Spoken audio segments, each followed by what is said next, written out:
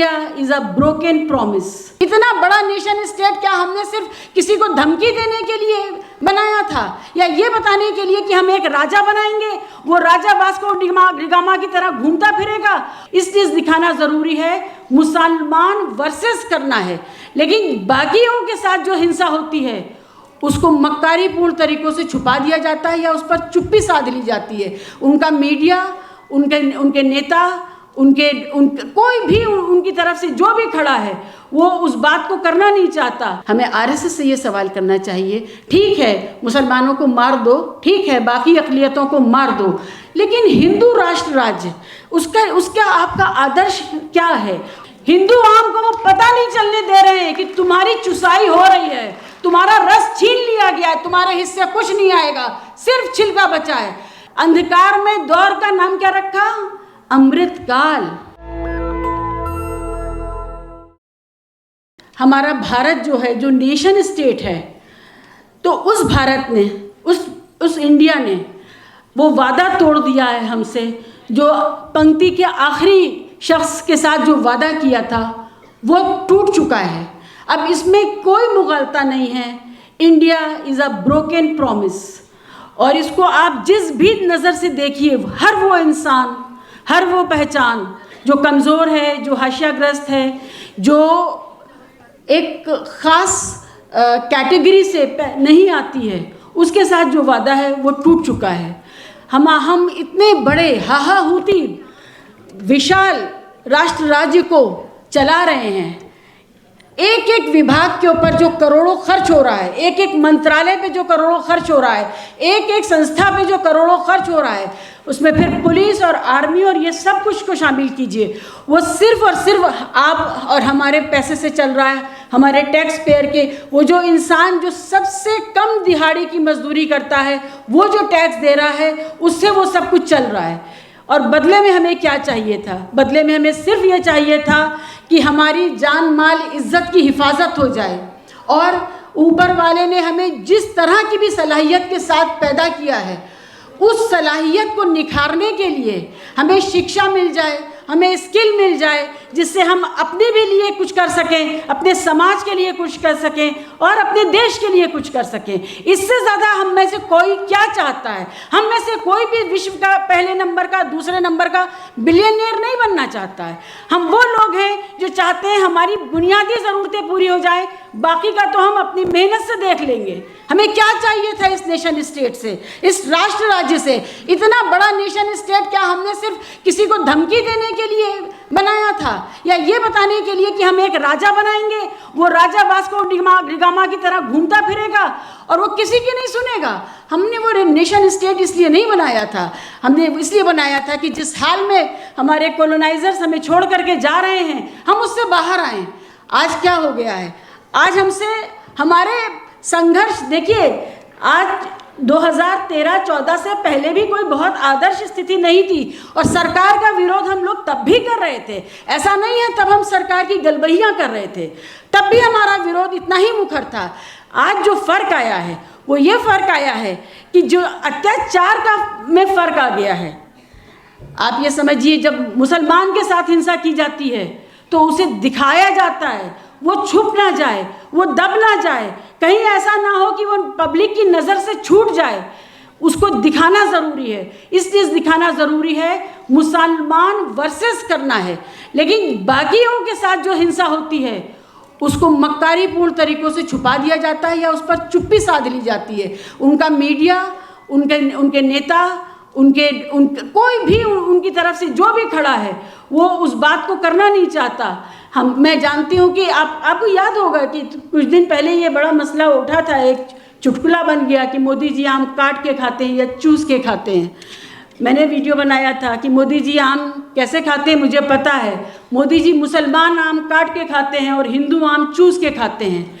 हिंदू आम को वो पता नहीं चलने दे रहे हैं कि तुम्हारी चुसाई हो रही है, तुम्हारा रस छीन लिया गया है, तुम्हारे हिस्से कुछ नहीं आएगा, सिर्फ छिलका बचा है।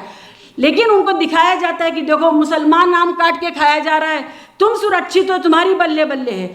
ये जो फ़र्क है, आप ये बताइए, जो हम बट गए, हम मुसलमान, कोई पहलवान, कोई किसान, कोई जवान, कोई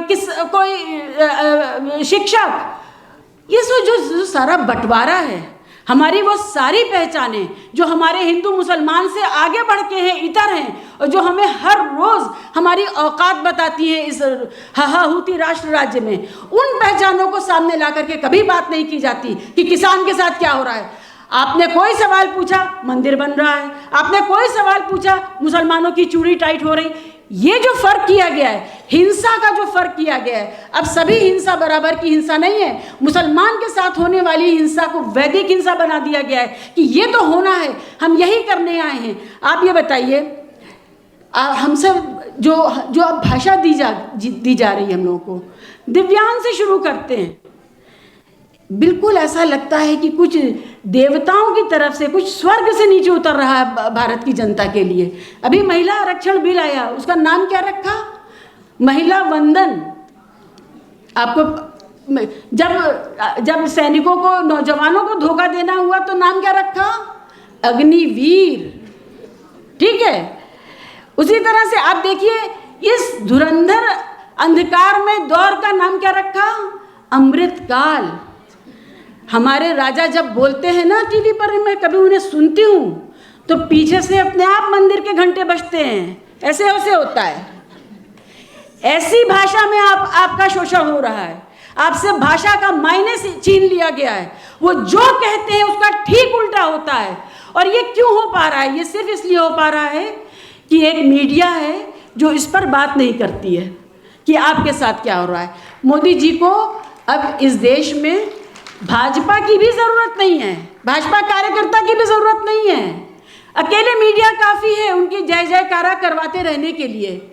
और हमारे देश के नौजवानों को इतना लो एम्बिशन दे दिया गया है कि 5 किलो अनाज लो, उबालो, उसको पी लो, और हमारी रैली के लिए हाजिर रहो, हमारी गुंडागर्दी जहाँ हम चाहें करवाएं उसके लिए हाजिर रहो।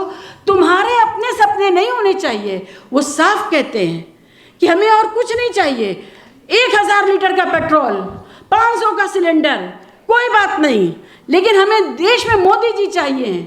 मोदी जी उनको क्यों चाहिए? उनका अपना सपना कहाँ चला गया? इस देश के नौजवानों को अब कुछ नहीं बनना है। अपने माता पिता के लिए, अपनी जीवन साथी, अपनी प्रेमिका, अपनी पत्नी के लिए कुछ नहीं करना है।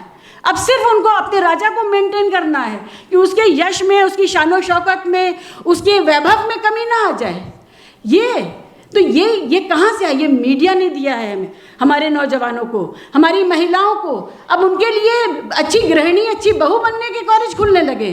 70 साल के संविधान ने हमें जो कुछ भी दिया था, जो कुछ भी देश दुनिया में प्रगति हुई थी, हम आज वहाँ पहुँच गए। अगर आपको मिसाल दूँ, एक पुरुष धावक जो रेस लगाता है 100 मीटर की, और एक स्त्री जो लगाती है, सदियों से जिसको दौड़ने नहीं दिया गया था, उसने सारी दूरी खत्म करके कुछ सेकंड्स का फासला बचा है महिला और पुरुष में। इसरो से लेकर के, हवाई जहाज से लेकर के, कहाँ नहीं? और श्रमिक तो हम हमेशा से थे, कहाँ नहीं थी, कहाँ नहीं हमारी महिला?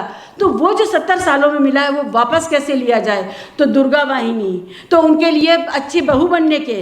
और भागवत साहब कहते हैं हिंदू महिलाएं 8 बच्चे पैदा करें, एक साधु समाज को दें, एक सेना को दें, एक आरएसएस को दें, एक बीजेपी को दें, एक उनकी पूरी लिस्ट है, एक अपने नहीं रख रहे हैं। लेकिन इस 7-8 बच्चे पैदा जो होंगे ये सिर्फ पुरुष होने चाहिए। महिलाएं अगर पैदा हो गई, बेटियां पैदा हो गई, उनका क्या करना उनको नहीं पता। और उसके अलावा उन्होंने क्या किया? जितनी हाशियाग्रस्त समाज की महिलाएं हैं, जो लव जिहाद के कानून आए, उसमें उन्होंने ये तय किया कि अगर कोई वाल्मीकि सरनेम की महिला है, बहन है, तो वो कहीं गलती से किसी तरह से मिसेस खान ना बन जाए। इसके लिए उन्होंने तय किया कि ऐसा कानून लाना है कि आप जहाँ हैं वहीं बनी रहिए, औकात नहीं बदल सकते आप अपनी। तो ये सारी चीज़ें जो चल रही हैं, इस पर हम लोगों को सोचना चाहिए। और सबसे ज़्यादा ज़रूरी सवाल ये है कि जो हमारे सामने ये आरएसएस द्वारा संचालित राष्ट्र राज्य है, जो हिंदू कॉरपोरेट राष्ट्र राज्य है, इसके फाशिज्म पर सवाल करने के लिए हमें आरएसएस से ये सवाल करना चाहिए। ठीक है, मुसलमानों को मार दो, ठीक है, बाकी अक़लियतों को मार दो, लेकिन हिंदू राष्ट्र राज्य उसका आपका आदर्श क्या है, वो कैसा होगा, उसमें क्या कोई भी ऐसे संस्थान नहीं बचेंगे। सुप्रीम कोर्ट से लेकर के, इलेक्शन कमीशन से लेकर के, आपके वुमेन कमीशन, आपके ह्यूमन राइट कमीशन, आपके विजिलेंस कमीशन, आपका इंफॉर्मेशन कमीशन, जो कुछ भी एक लोकतंत्र होता क्या है। अगर लोकतंत्र में चेक्स एंड बैलेंसेस नहीं हैं, अगर लोकतंत्र में अकाउंटेबिलिटी के इंस्टीट्यूशंस नहीं हैं, तो वो लोकतंत्र कैसे चलेगा। तो उस लोकतंत्र को चलाए रखने के लिए जो इंस्टीट्यूशंस थे, उन सब को आपने गला घोट के अपने 4-5 गुंडे इंस्टीट्यूशंस बनाए, या जो पहले से थे उन्हीं को आपने अपने अनुसार ढाला, अपने लोग बिठाए, उनको किसी तरह से आप सेवानिवृत्त भी नहीं होने दे रहे हैं। रिटायरमेंट खत्म होता है, आप अध्यादेश लाते हैं, आप क्या क्या करके बनाए रखते हैं अपने गुर्गों को, और ईडी और सीबीआई और आईटी और इन्हीं सब से आपको चलाना है। तो ये जो सवाल है आरएसएस से करना चाहिए कि आपकी 100 साल की मेहनत थी, 100 साल की मेहनत में आपको मिल गया इतना हाहाहुती, इतना प्रचंड बहुमत, आप जो चाहें करें। मोदी जी चाहते, इतना अच्छा बहुमत मिला था कि वो देश के लिए इतना अच्छा काम करते, आम जनता के लिए इतना अच्छा काम करते कि उन्हें किसी पूंजीपति से अपने चुनाव को प्रायोजित कराने की जरूरत नहीं पड़ती। जनता ही उनको चुनती, जनता कहती हमें ऐसा राजा मिला है, हमने उसको टेस्ट कर लिया। अब जब हमने उसको टेस्ट कर लिया है तो हम इसको जाने नहीं देंगे। जनता के वोट से भी तो आप सारी उम्र बने रह सकते थे। आपको अंबानी अडानी के वोट से सारी उम्र बने रहने का ख्वाब नहीं पालना था, उनसे ब्लैकमेल नहीं होना था, उनके हेलीकॉप्टर और उनकी संसाधन आपको और उनका मीडिया आपको नहीं चाहिए था।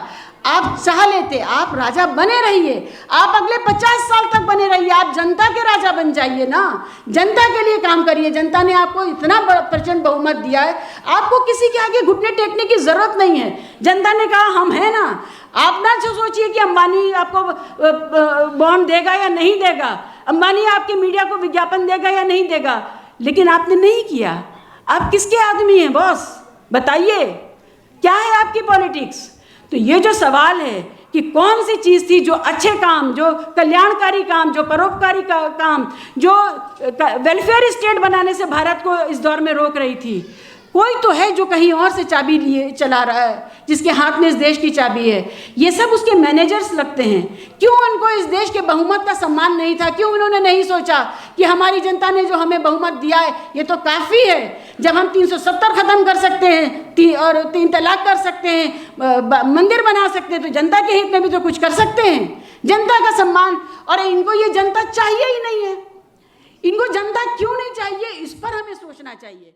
नेशनल दस्तक की आपसे गुजारिश है कि अगर इसको बचाना चाहते हैं तो नेशनल दस्तक को सब्सक्राइब करने के लिए रेड कलर के सब्सक्राइब बटन को दबाएं, फिर बेल आइकन की घंटी दबाएं।